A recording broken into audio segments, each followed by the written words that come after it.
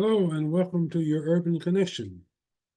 Now, I want to get right into this story because I know a lot of you, and in particular, a lot of you females, are feeling down and you're angry and you're upset and you're disappointed. But I would like to remind you that just because Kamala Harris lost is not reason for you to carry around the sadness and the disappointment, even though I understand it. But there's an old saying: when one door closes, another door opens. And believe it or not, that's exactly what happened on Tuesday night. Yes, it's true. Kamala Harris lost the presidential uh, uh, nomination to someone none of us would have preferred. Okay. And it's unfortunate. But at the same time, history was made on Tuesday night. Now, some of you may know this, but I got a feeling that most of you don't. But on Tuesday night, history was made because for the first time in US history, two Black females will be serving in the United States Senate at the same time. Okay? Now, I know maybe that's a little hard for you to get your head around, but that's actually true. That's what happens. And I'm going to see here if I cannot get this uh, up here, and I want to show you exactly the two Black females that I'm talking about. Because, ladies and gentlemen, this is history. This is the first time in United States history that two Black females have been elected to serve simultaneously in the United States Senate. Now, these two ladies I'm going to introduce you. On the left is Lisa Runt Rochester. She will be representing the state Delaware, state of Delaware. On your right is Angela Alsobrook. I'm going to tell you an interesting story about Miss Alsobrook. She defeated in the state of Maryland a very, very popular Republican governor. And this governor was recruited by none other than Mitch McConnell to run against her. He had term limited out in terms of the governor. So McConnell recruited him to run against Mrs. Alsobrook for that Senate seat. Now, he was absolutely positive with the former governor's name recognition and having served two terms in Maryland, which, as you know, has a very sizable Black population. But he figured there was this guy's, and I'll say his name was Larry Hogan. Okay, he was very popular, as I said, governor for 2 years.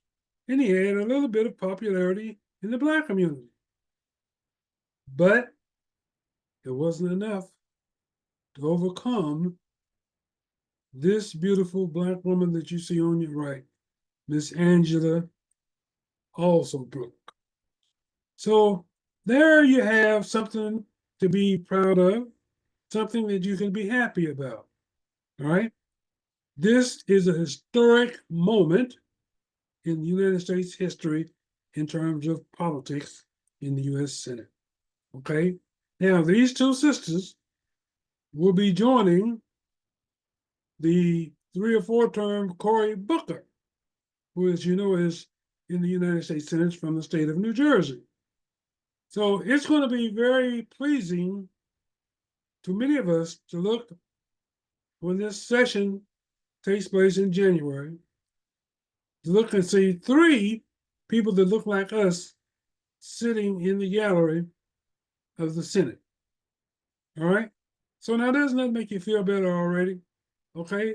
No, I understand. Neither one of these women are Kamala Harris. Neither one of these women were running for the president. But I want to tell you one thing. These two women can do more good as a senator than Kamala Harris could do as president. And let me tell you why I say that.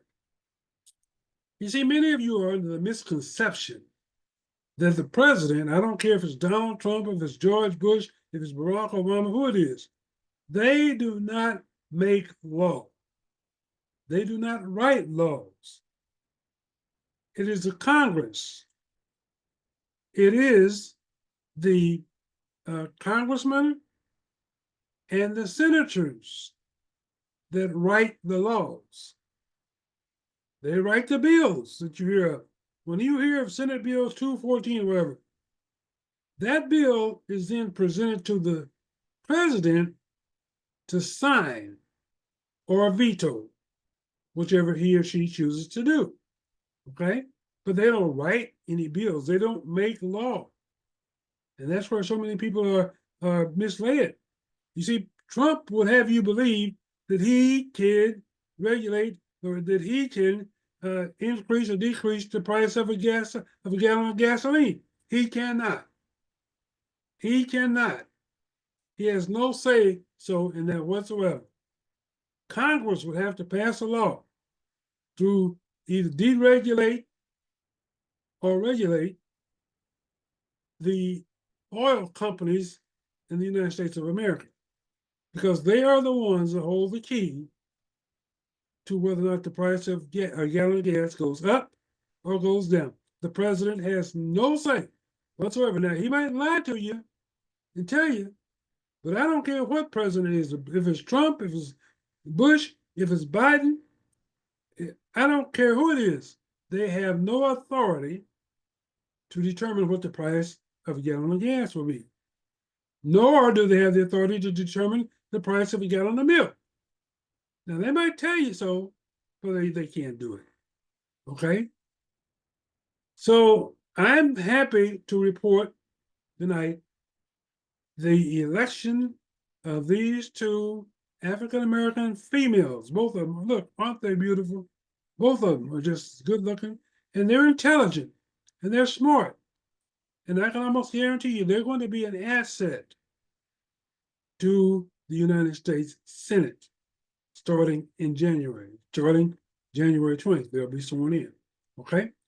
So there's your feel-good moment, ladies and gentlemen, and I hope that I've informed you all, and I hope that I've instilled some positive thoughts and positive feelings in your mind and in your body. Okay? Now, let's face the facts. Trump was duly elected. If there was no funny stuff to discover, he was duly elected by, at this moment, 51% of the American public. We have to accept that. We cannot change that, regardless as to how hard we try. If you recall the last election in 2020, when Trump did everything in his power, including filing 60 lawsuits to try to overturn an election that was duly won by Joe Biden, and he couldn't do it, ladies and gentlemen. 60 lawsuits. And many of those lawsuits were before judges that Trump had appointed, Republican judges. But Trump was out of line. Okay? So we can't change that. So I understand your disappointment. I understand your sadness, but don't spend any more time worrying about something you cannot change. Spend the rest of your time looking forward to what these two ladies are doing in the United States Senate to give you a good feeling. Okay? All right, ladies and gentlemen, there you have it. The show. Thank you for watching. And that will do it for me tonight. I will see you again next time. And so stay tuned, and we'll have another good show coming for you, and hopefully an informative show in the very, very near future. Thanks for watching. See you next time.